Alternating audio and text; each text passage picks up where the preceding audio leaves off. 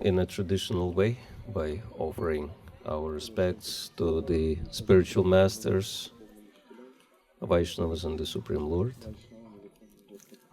Om Agyantimirandasya Ginandana Shalukaya Chakshuran Militam Yena Tasmai Shri Gurave Namaha Shri Chaitanya Mano Bhishtam Stapitam Yena Bhutale Swayam Rupa Kadam Mayam Dadati Swapadantikam Vanchakalpatarubhyascha Kripa Sindhubevacha Patitanam Pavanepyo Vaishnavepyo Namo Namaha Nama Om Vishnu Padaya Krishna Pristhaya Bhutale Srimate Bhakti Vedanta Swami Nityanamine Namaste Saraswati Devi Gauravani Pracharine Nirvishesha Shunyavadi Paschatya Shri Krishna Chaitanya Prabhu Nityananda Shri Advaita Gadadhar Shivasadi Gaur Bhakta Vrinda Hare Krishna Krishna Krishna Hare Hare Hare Rama Rama Rama Hare Hare Vande Shri Krishna Chaitanya Nityananda Sahodito Gaudadaya Pushpavanto Chitta Sandatamonudo Hare Krishna. So we're very fortunate because we are in this amazing place. Actually, we are in the abode of Srimati Radharani. She created for the pleasure of Krishna, Shri Navadvipatama, and it is non-different from Goloka Vrindavana, Kingdom of God, which is wonderfully described in Brahma Samhita, Shayakanta Kantha Parama Purushakal Pataravo Druma Bhumis Chindamani Toyam Amritam Kathaganam Natyam Gamanam Apisaki Chidananda Jyoti. It says that every step in that place is a dance and every word is a song. And there are wish-fulfilling trees. The land is Chintamani, covered with amazing gemstones. And there are rivers of milk flowing from spiritual cows, Surabhi cows. And Krishna is playing his celebrated flute. And there are festivals, non-stop festivals every day. Actually, there are not even days and nights. It's all one. Everyone's absorbed in complete ecstasy there. And I was not fortunate enough to visit together with yourselves Swananda Sukada Kunja, the house of Srila Bhaktivinod Thakur. And Swananda Sukada Kunja means the grove which is totally immersed in the happiness of its own bliss. So this is the translation of Swananda Sukada Kunja. So, as we know, Srila Bhaktivinod Thakur, some of you know, Srila Bhaktivinod Thakur struggled a lot to discover the actual Navadvip and actual Mayapur. As we know, this place was flooded with the Ganga, and the exact location of the birthplace of Lord Chaitanya was not known. Even today, some people say that it's on the other side in Navadvip. But Srila Bhaktivinod Thakur, as we understood, discovered with the help of his spiritual guide, Srila Jagannath Das Babaji, he confirmed that yes, Mayapur is the place. So he wanted to come here after, Bhaktivinod Thakur's life is amazing. You know, we owe everything to him as far as Mayapur and Navadvip goes, because if he would not discover these places, if he would not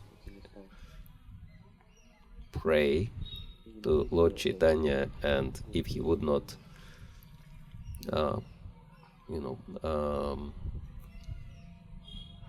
hand on the continuation of this great mission to his amazing son Bhaktisiddhanta Saraswati, none of us would even be here in the first place. None of us would even know about Mayapur and Navadvip.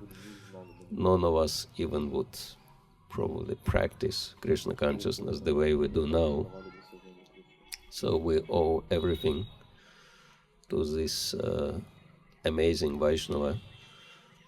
And he was so valued that when he wanted to move to Navadvip, as we know, he held the highest possible position during the British rule, highest possible position available to Indian, and he was district magistrate, and he wanted to come here and do his government service here, and this was too small for him, as we know. He was also in Jagannath Puri, which is very prominent city, and he was even in charge of Lord Jagannath's temple there, etc. And Bhaktisiddhanta Saraswati took birth there. And then he insisted that he wanted to come here to do his government duties here, and the government officials said, "No, this is too small for you. We cannot let you go there." But he said, "Either I'll be posted here or I resign from my position." And they got scared. They said, "Okay, whatever you want, we'll post you there." And so he lived in that amazing place, Svananda Sukhada Kunja. And those who are familiar with Bhaktivinod Thakur's songs from Sharanagati would know that there is one amazing song where Bhaktivinod Thakur actually reveals his position. Amito Svananda Sukhada Basi Radhika Madhava Charana Dasi. So he explains that I'm the eternal resident of Svananda Sukhada Kunja, and I'm the maidservant of Shri Shri Radhika and Madhava, etc. And then he describes what he's actually doing there in his spiritual form. And as we know, his form is Kamala Manjari. And so, yeah, his external life was also astounding because, writing and publishing over 100 books on Krishna consciousness. Most of those are poetry. He was prolific writer and poet, and he established 500 Namahata groups along with his government services and along with raising 14 children. Of course, not an ordinary personality, even by his descent, direct descendant of Srila Narottam Das Thakur's family. So we understand that Bhaktisiddhanta Saraswati also comes from this family lineage. So very exalted personalities. And so Svananda Sukhada Kunja is very confidential place in Navadvip, of very confidential pastimes of Radha and Madhava. Not by chance, his personal deities were named Sri Sri Radha Madhava. Of course, we're worshipping Radha Madhava here because Bhaktivinod Thakur started this worship. And the second place, Surabhi Kunj, he made this into his Namahata preaching headquarters, because it's always been the Namahata preaching headquarters of Nityananda Prabhu himself. Nityananda Prabhu eternally resides there and is always preaching. It's actually amazing. This time I've realized what's going on every morning in our temple room, that those of you who come to the morning program probably observed that after Mangal Aratik in Radha Madhava temple room, there is kind of preaching to the new people, right? That local devotees encouraging them to chant the holy name. And only this year I figured out it's Namahata. Not Namahata in our understanding, kind of, home program where we discuss spiritual topics, but Namahata as marketplace, because Namahata literally means marketplace of the holy name. And of course, Bengali pilgrims make it very obvious, because marketplace means there is a lot of, noise, commotion, etc. So they all gather together. And then devotees selling them. What are they selling them? Holy names. Of course, holy name is free, but they do sell them japa beads, and they sell them books, etc., calendars. So, but I heard you sang that song. Nadiya Godrume Nityananda Mahajan Patiyache Mahati Jivera Karan. So this song actually describes that he sells, and there is another song also. Bhaktivinod Thakur describes himself as a broker on behalf of Lord Nityananda, and the price for the holy name is faith. And so it's really important for us to visit these places, because the very atmosphere here is increasing our faith.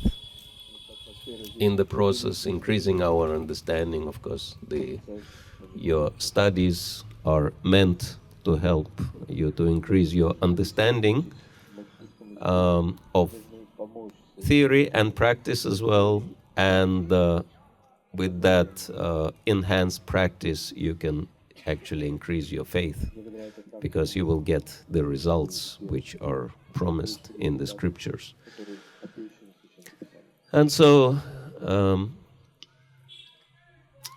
this place is also very important, and we will read from Bhaktivinod Thakur's personal description. This is something which actually, fully is not coming from any specific scripture, even though the scriptures are quoted, but the the plot is the fruit of Bhaktivinod Thakur's direct meditation. So he envisioned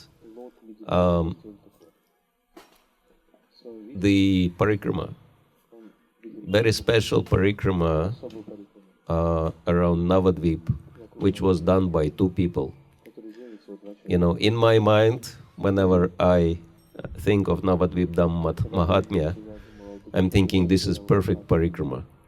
Only two personalities, Lord Nityananda and Jiva Goswami. Lord Nityananda being the guide and Jiva Goswami being the guest on the Parikrama. And probably some of you had the experience of large parikramas, like Navadvip Mandal Parikrama, when you are a little bit behind and you come to the place where everything's already been explained, and you just look at the place, you can't figure out what it's all about and just move on. Anyone had this kind of experience? And anyone wished that Parikrama should be a little bit more personalized. So, yeah, Navadvip Dham Mahatmya describes ideal personalized Parikrama. Nityananda Prabhu is taking Jiva Goswami and explaining him about each place. And so they come to this amazing abode. This is chapter 8 of Sri Navadviptam Mahatmya.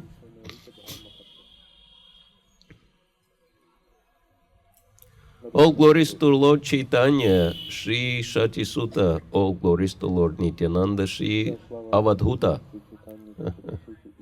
You can feel that it's also the poetry actually. Sutta, Avadhuta.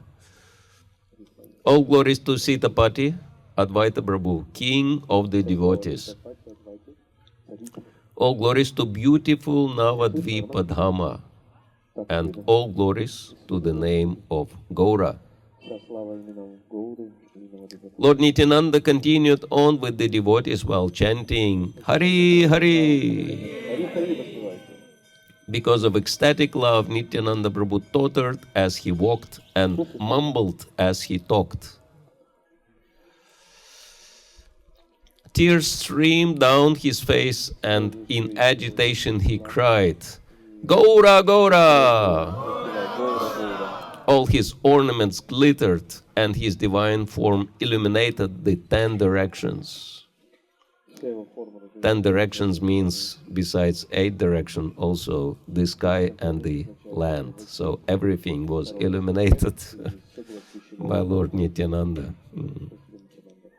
Shivas, along with Jiva, repeatedly wept and danced, and the other devotees also danced along. As they approached Alaknanda, Lord Nityananda, immersed in bliss, said, starting to the west of Bilvapaksha village, which is known now as Belpakar, the Mandakini river comes and surrounds Nadia.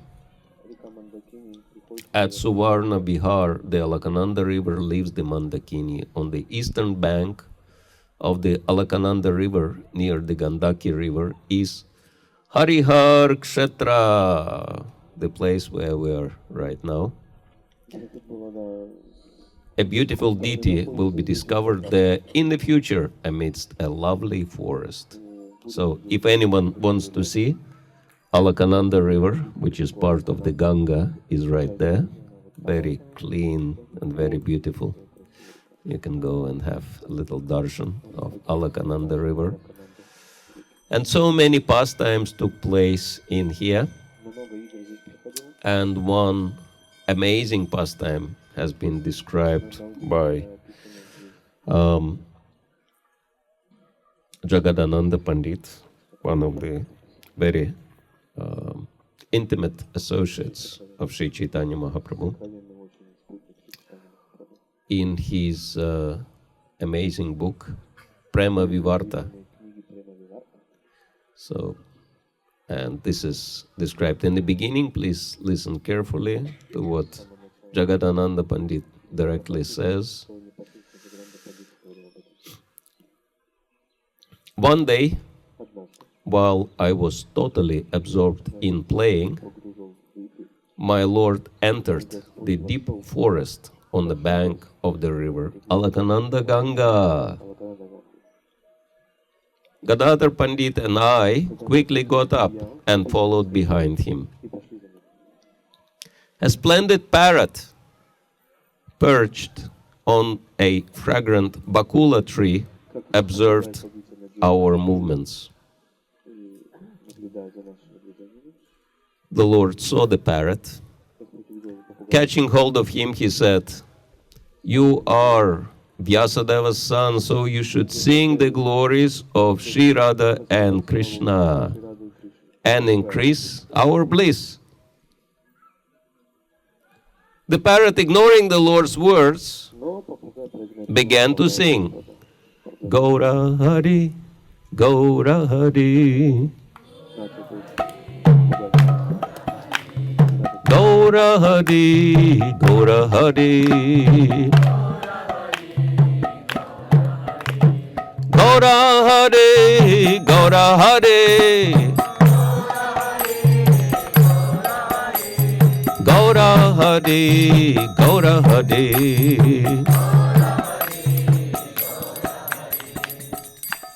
The Lord, feigning anger, hurled parrot away. The parrot continued to sing, Gaura, Gaura, Gaura, Gaura. Gaura, Gaura, Gaura, Gaura.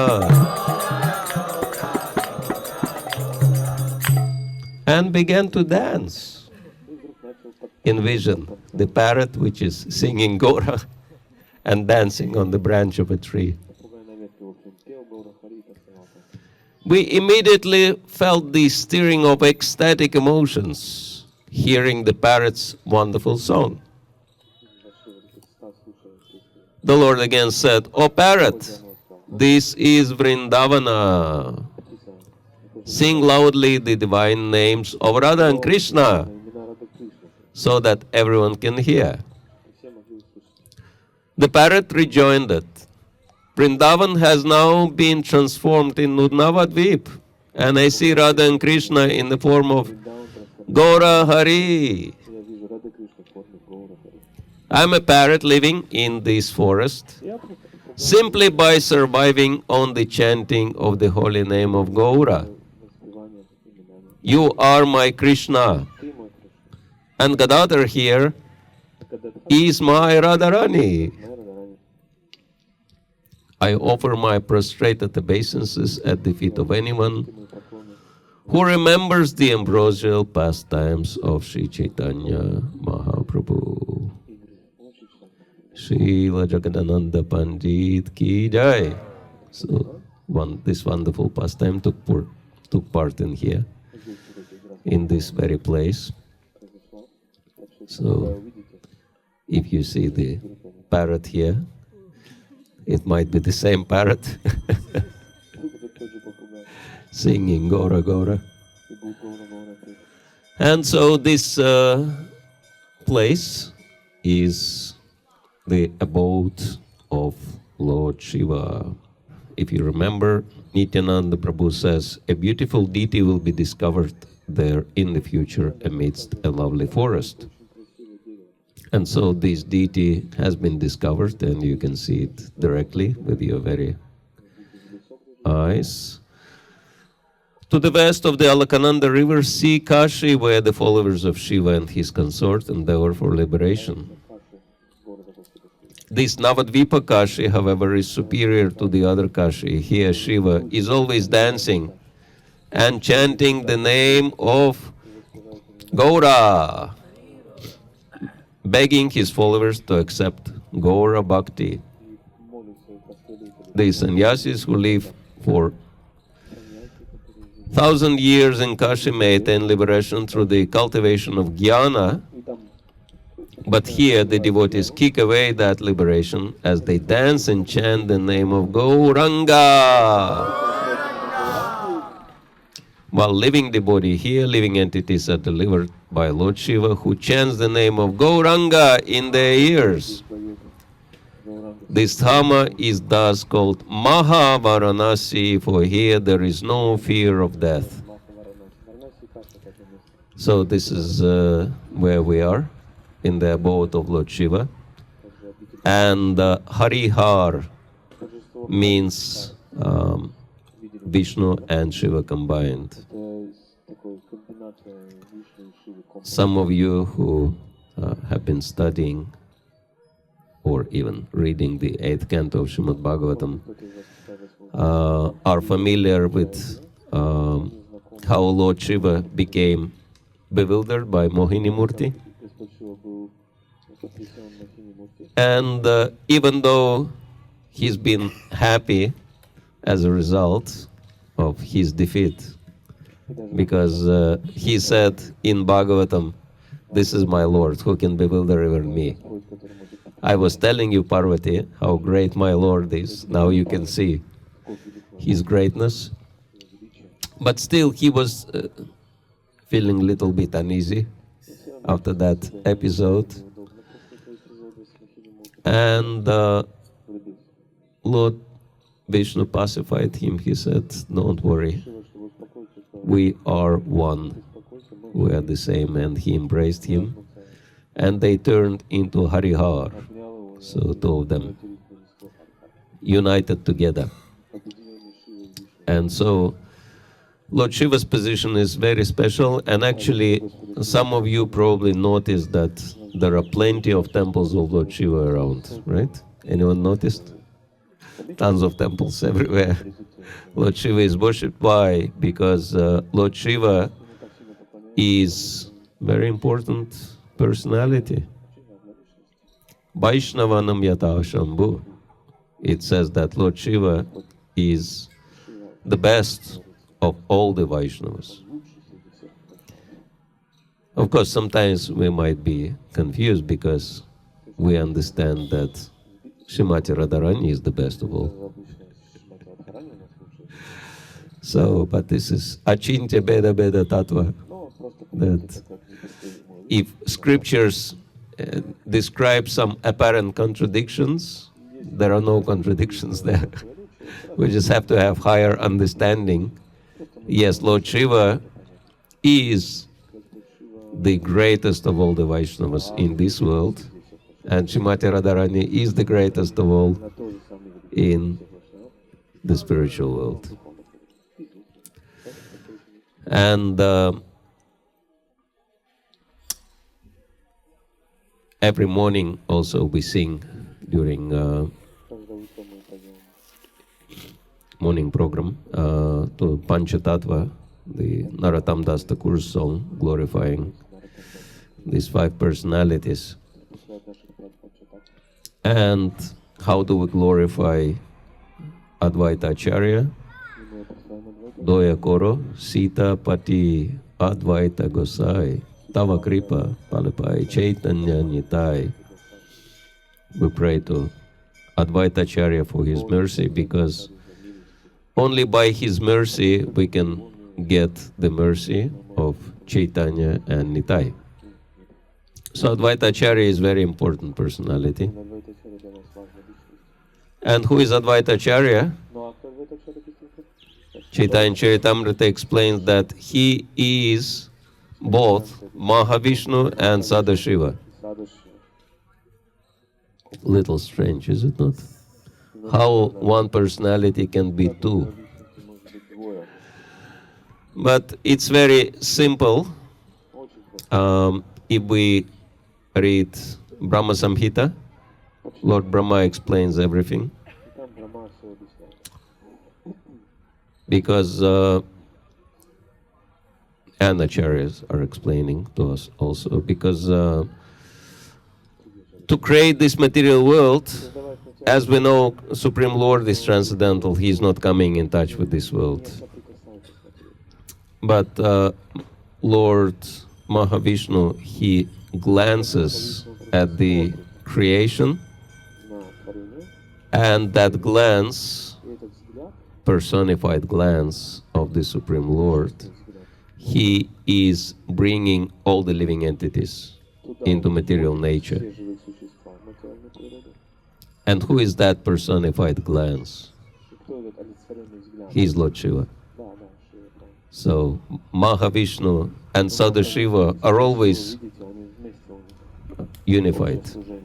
And so that unified form appeared in Gaura Lila as Advaita acharya, so we can understand that it's always like that.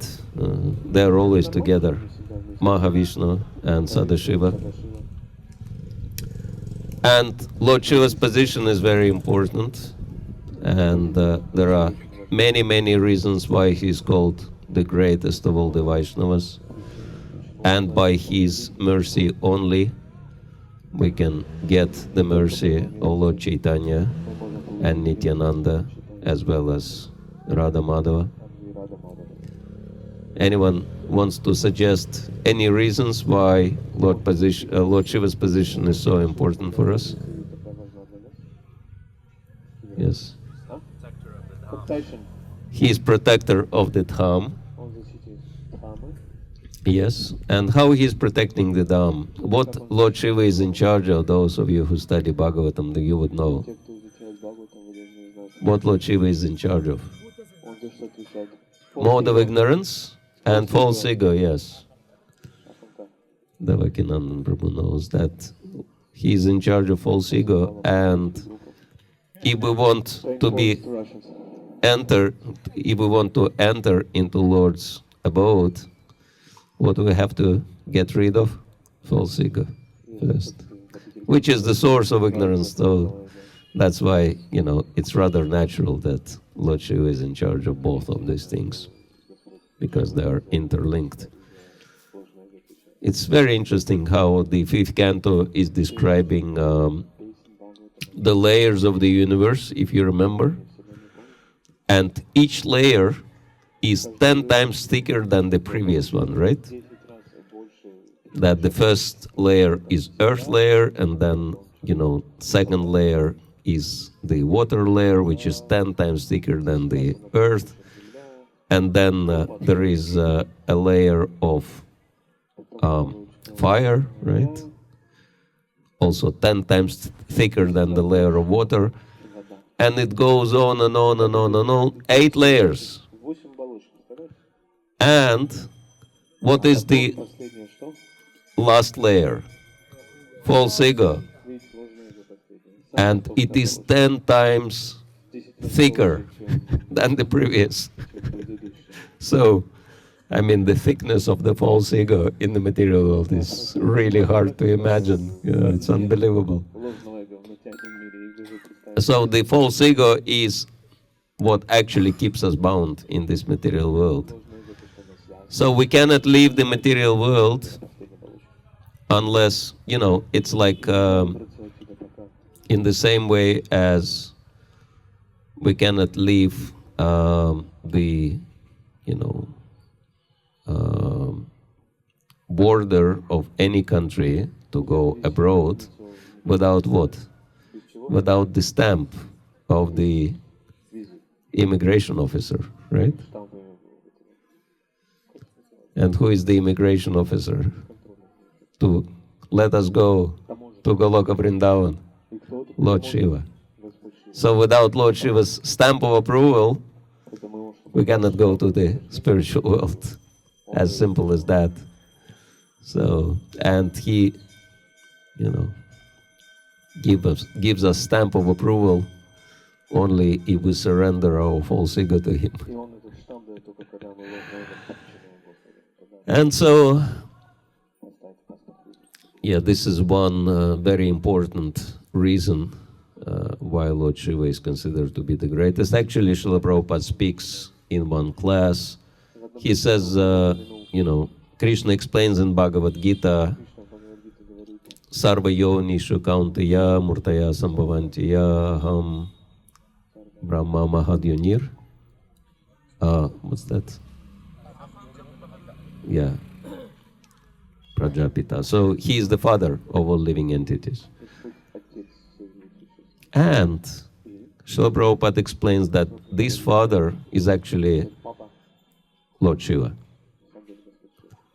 Even though originally it's Krishna, but Krishna is our spiritual father, but Lord Shiva is our direct father, because he is the one who brings with him all the living entities in this world.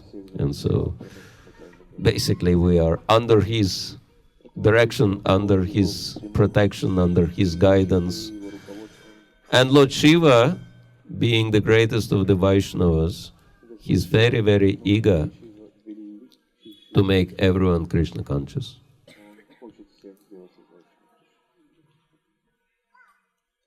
Because, he feels sorry for the living entities who suffer in this world. Of course, his own wife is the superintendent of this prison house.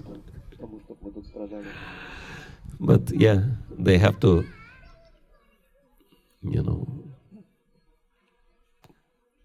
conduct their duties. They have to, keep running this prison house. Nevertheless, he doesn't want us to stay here. He wants us to become liberated.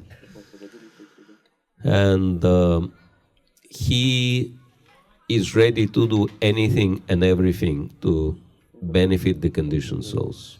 What is the greatest quality of Lord Shiva?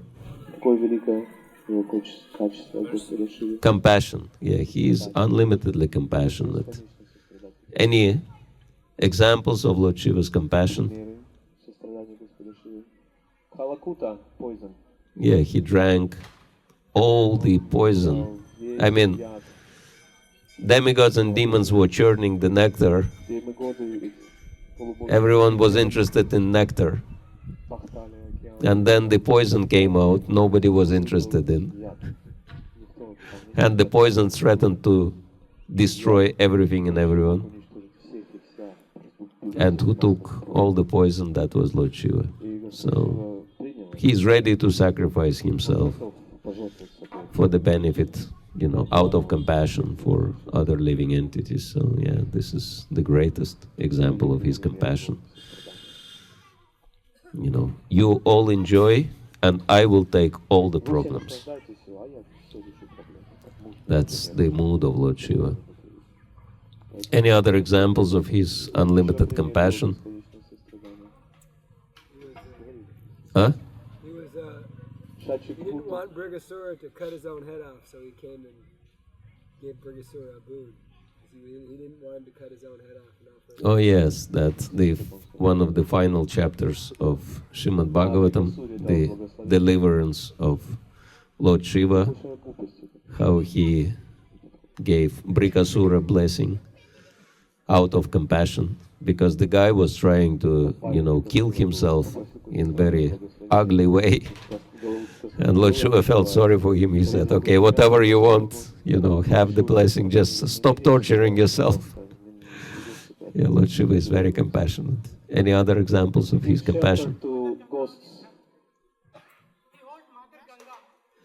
Yeah, he held Ganga because Ganga was falling down with such a speed that it would actually break through the earth and go to the lower planets, but then Lord Shiva softened its fall with his own hair. Yes? Yeah, he instructed Prachetas. He gave shelter to the ghosts. Yes, this is a very bright example of his compassion, that he's dealing with those people nobody wants to deal with, all the crazy, all the dirty personalities, ghosts and hobgoblins, whoever, if you look at the company of Lord Shiva, they're all, really scary guys. They're all dirty and rude and, have no good qualities. And Lord Shiva is the only one who is giving them his association and gradually tries to make them Krishna conscious. So yeah, Lord Shiva is unlimitedly compassionate, and that's why this is one of the reasons why he's defined as the greatest of the Vaishnavas. And so, yeah, that's why Holy Dham is full of his presence, because this is the abode of Srimati Radharani, as we mentioned, and she's so compassionate, and Lord Shiva is very compassionate, so they're really on the same page, Lord Shiva and Srimati Radharani. And here is the temple where the unity of Lord Shiva and Lord Vishnu is manifested very brightly. And it's interesting that a few years back there was one case when this deity was stolen by from the temple by some thieves. And no one knew where the deity was, and local residents were very unhappy. But then they saw one jackal. As we know, there are many jackals here. And one jackal was, normally they are very shy, they hide away from people, but that jackal was circumambulating some place in the bushes all the time. And then local people were thinking maybe there is a dead body or something in there. They went to see, and then they saw Hari-Hara in there. So jackal was actually pointing out where Hari-Hara was hidden. And then, because it was reported to the police that the deity was stolen, police came and took the deity. And they actually took one specialist in Krasnodar, and he said this deity is made with very expensive stone, and it's the cost of the stone itself is about $90,000. And then police decided that it's unsafe to return deity to the temple, because at the time there was not even a gate to protect the deity. And so then ISKCON devotees interfered, and they offered to make the gate for the temple. So the gate was made by ISKCON devotees, and of course the building itself was renovated by ISKCON devotees.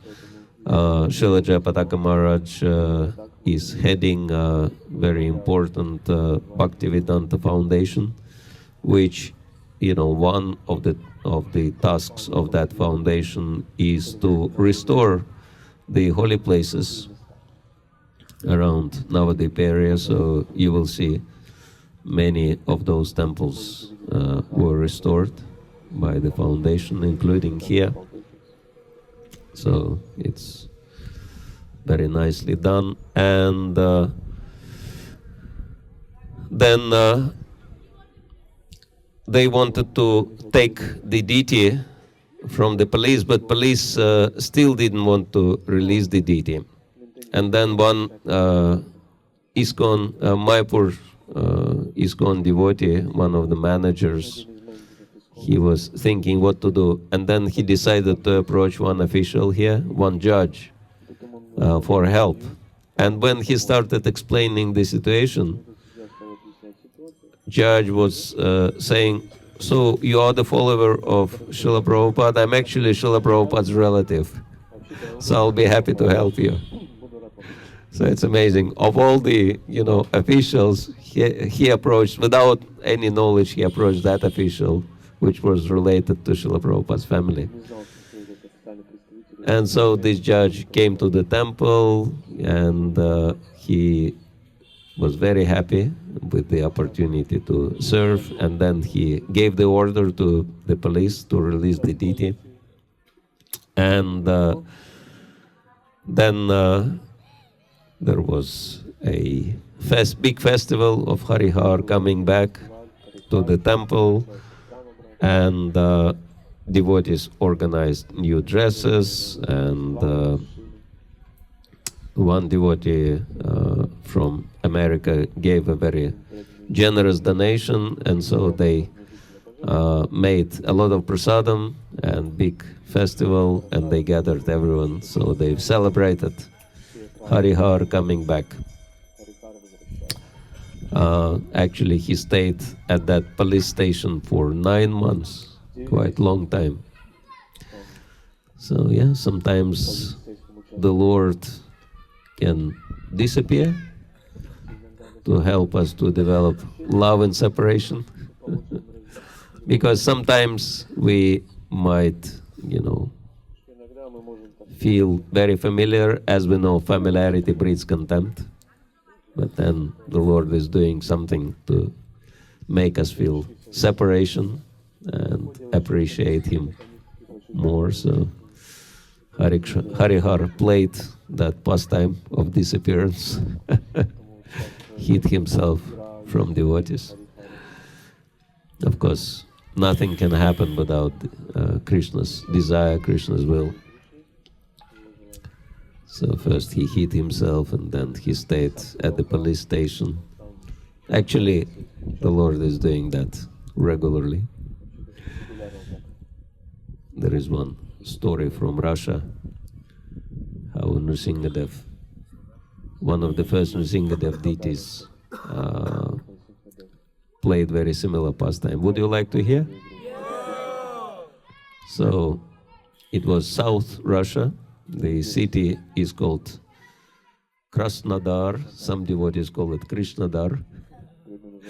Very similar name. And of course, devotees were looking after the deity very nicely, and some, thieves who came to the temple and they looked at the Nrsimhadev and they thought that the deity is made of gold. And they decided to steal Nrsimhadev, and of course the security was not very high in the temple, so they managed to enter the temple at night and stole Nrsimhadev. And then, after stealing Nrsimhadev, they discovered he was not actually golden. He was made of brass.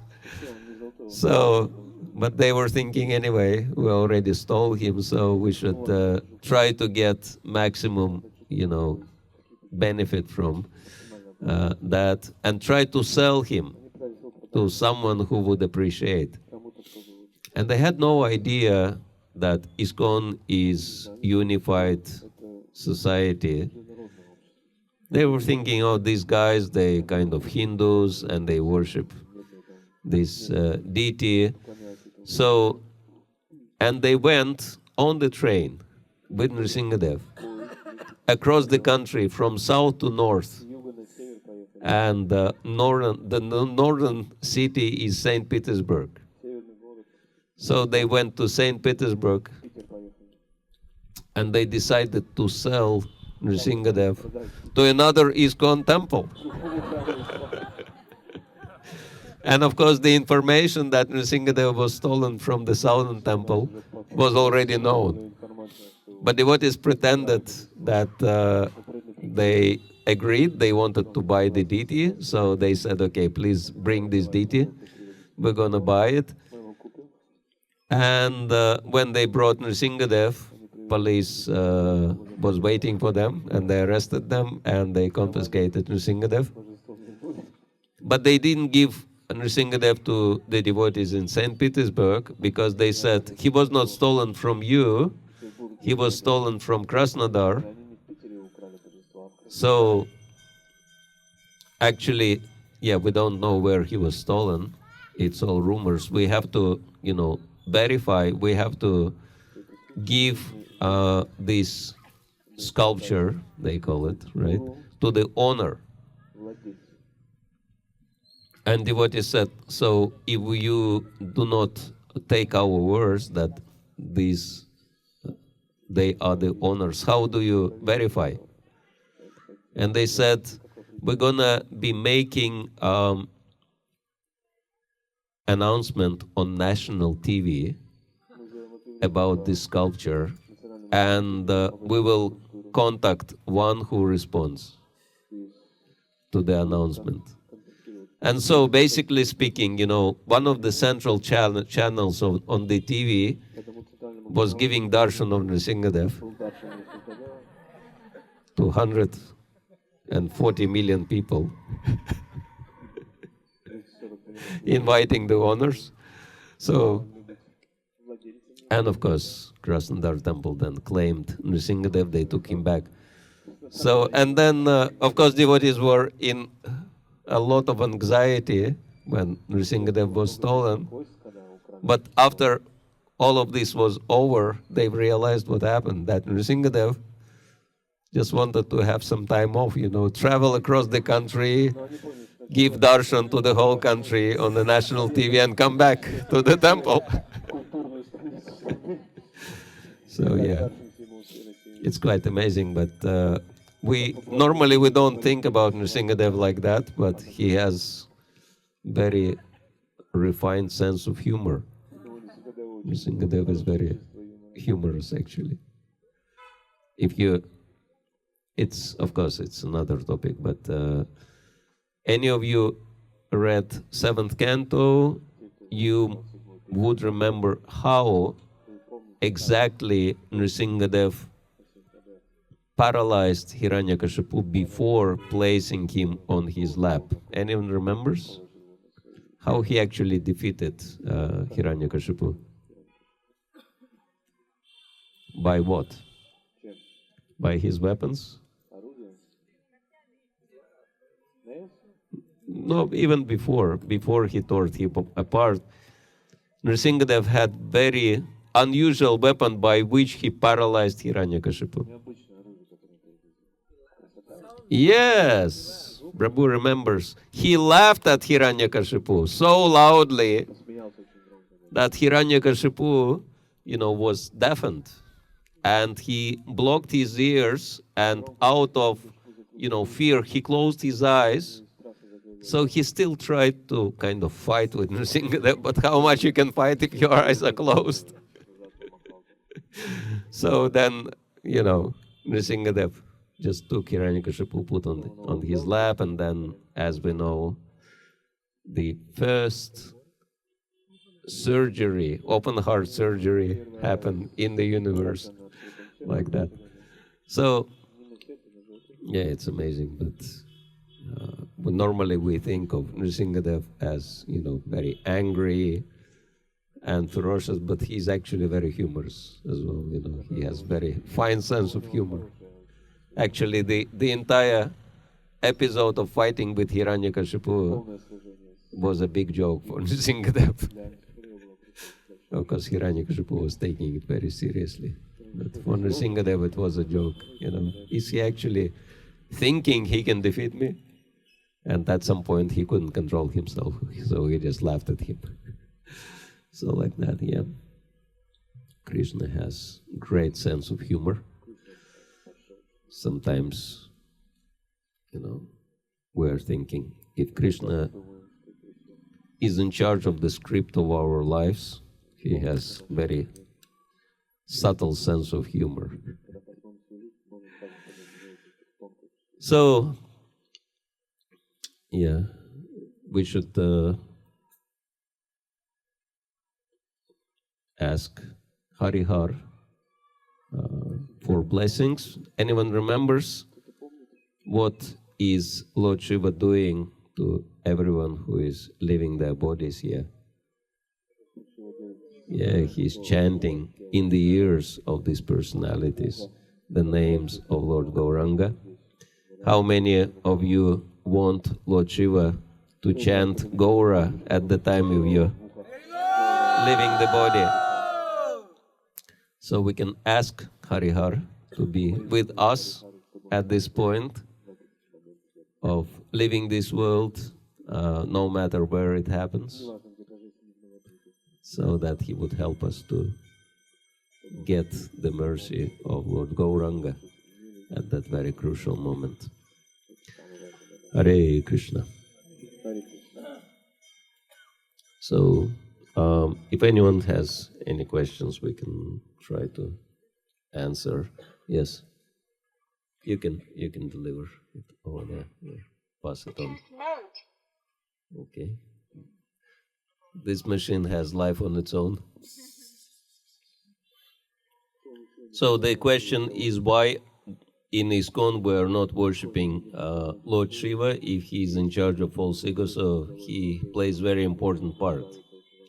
And why we're not taking his blessings? Actually, we do worship Lord Shiva. In which form? Advaita acharya.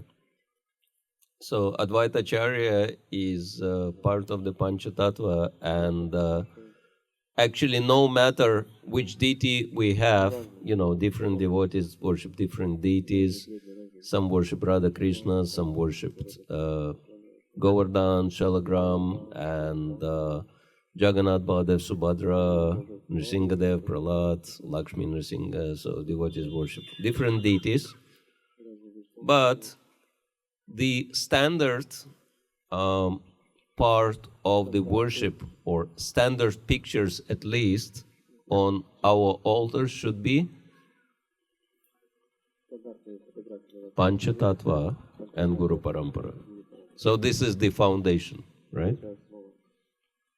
And Panchatattva includes Advaita acharya. So we do worship Lord Shiva. And we also worship Durga. Who is Durga? Subhadra Devi. So in ISKCON we have everything. I've heard from Tamal Krishna Maharaj that we can worship Lord Shiva as Vaishnava. That Srila Prabhupada said, you can worship Lord Shiva, but not in the temple. You can have separate temple for Lord Shiva. And Lord Shiva is worshipped by Mahaprasad and Charanamrita from Krishna. So because, he's Vaishnava, and what Vaishnavas are interested in. They're not interested in anything material, but if they see Prasad and Charanamrita, they become very enthusiastic. My Guru Maharaj gave me one Shiva Lingam to worship. I was confused at the time because I was thinking, we're not supposed to worship Lord Shiva. But he said, this is Gopeshwar Mahadev, and because you're worshipping Govardhan, it's very good to worship Gopeshwar Mahadev, because by his mercy we can worship Krishna only. I was staying in the same room with one very expert kirtaniya and singer. Some devotees, especially from Ukraine, you would know. His name is Shishtakrit. And we were in the same room, and he was worshipping his shalagram, and I was worshipping my Govardhan, and also on my altar there was Lord Shiva, Gopeshwar Mahadev. And in the morning we've done our pujas, and then he was chanting his japa in the room, and I was chanting my japa in the temple room with devotees. And he's quite big devotee, and he was walking, and there were like wooden floors in there. And apparently, due to the vibrations of the floor, at least this is what he thought. My Lord Shiva has a stand in a ring, and he kind of leaned on the side and fell off the ring. So he was standing like that, and then he laid like this. And he felt that, because of my walking, Lord Shiva fell. And he was thinking, what do I do to neutralize this?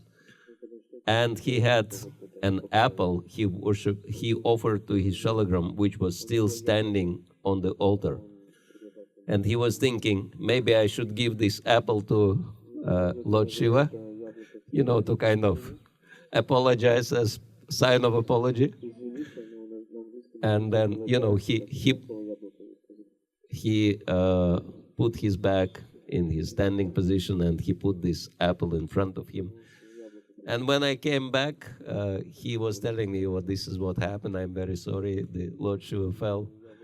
And I was laughing like that. I said, no, he didn't fall. He actually offered you dandavats, trying to get Mahaprasad from Shalagram. And he was successful. You gave him this Mahaprasad. So, Lord Shiva is very much interested in Mahaprasad and Charanamrita. So, if you want to please him, this is how it can be done. But Prabhupada said, not in the temple, but outside of the temple, you can have some separate temple for Lord Shiva, separate house. for him and offer him Mahaprasad, that's fine. Hari-Hara, if we sing Hari-Hara Nama Krishna, do we refer to Hari-Har? Well, Sanskrit is very tricky language. Because Hari means the Supreme Lord, and Hara refers to Srimati Radharani also. But the word Hare is vocative. Srila Prabhupada says Hara, vocative of Hara is Hare, but funny enough, vocative from Hari is also Hare. So when we chant Hare Krishna, it can refer both to Srimati Radharani or to another form of Krishna, to Hari. So vocative from Hari is also Hare. So Hari-Hara Nama Krishna. So it can refer, but it's not necessarily referring. These are the names of Krishna listed. In that, in that song is not referring to Hari-Har specifically. All right. Everyone is happy with that explanation, or there are questions? Yes. She's asking about the footprint. Oh yeah, we forgot to mention that the footprint is called Vishnu Gadadhar. It's similar to the Vishnupada print in Vishnu Gaya. So same kind of footprint. It's kind of replica of that footprint. It's also very ancient footprint. So all the deities in the temple are very ancient deities. More questions?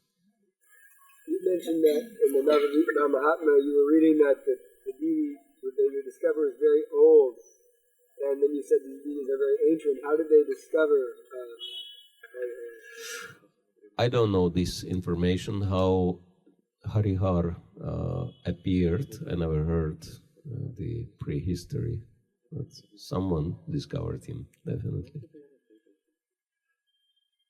at some point. Prabhu? Ask about the false figure of Baladev. Is it correct that Baladev destroying the false figure of the devotees? The same like Shiva? Yes, there is connection between Balaram and Mahadev as well, because Balaram is Sankarshan, one manifestation of Balaram is Sankarshan, and he's also in charge of the living entities, yes, and he's also connected to the false ego, so yeah. Actually, Vishnu is form of Balaram, because as we know, Krishna is the source of all forms of Vishnu, and so, but they all come from Balaram. So Balaram is the origin of all forms of the Supreme Lord.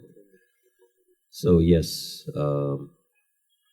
actually, Vishnu, Hari-Har, Vishnu, Shiva, technically speaking, it's Balaram, one form of Balaram and Lord Shiva, so they are together. But we understand that Balaram is non-different from Krishna, and Lord Shiva is non-different from Krishna. So Vaishnava philosophy is very confusing sometimes. Everything is same, at the same time is different. So but there is, in that sense, in terms of functions, yes, there is a connection between Lord Balaram and Lord Shiva. Yes, that Bhaktivinod Thakur used that poetic form of, we can say, a novel, same like Jaiva Dharma, if you're familiar with it. So basically he is using that form to help us easier understand Shastric quotes. So he brings all these Shastric quotes and puts them in that form so we can understand the subject easier. So yeah, he wrote it as a kind of novel, which was his real meditation, that the plot itself is not coming from any Shastras, it's coming directly from him. But if you read Namahata, it's full of so many quotes from so many different Shastras. So very similar. His style, Jaiva Dharma he wrote in this style. Navadip Dhamma Mahatmya he wrote in a similar style. Harinam Chintamani as well, yeah, that was his traditional style. Black color, yeah, is part of Vishnu, and white color is part of Shiva, because Shiva is traditionally depicted as covered with ashes. So ash, the color of ash is white. And so on the white side, on Lord Shiva's side, you see Parvati Devi, and on the black side, on Vishnu's side, you see Lakshmi Devi. So it's Hari-Hara, Parvati, and Lakshmi. How can we improve our chanting in Godrum Dvip? Actually, recently I was thinking that Gaur Nitai and Hare Krishna mantra are the same.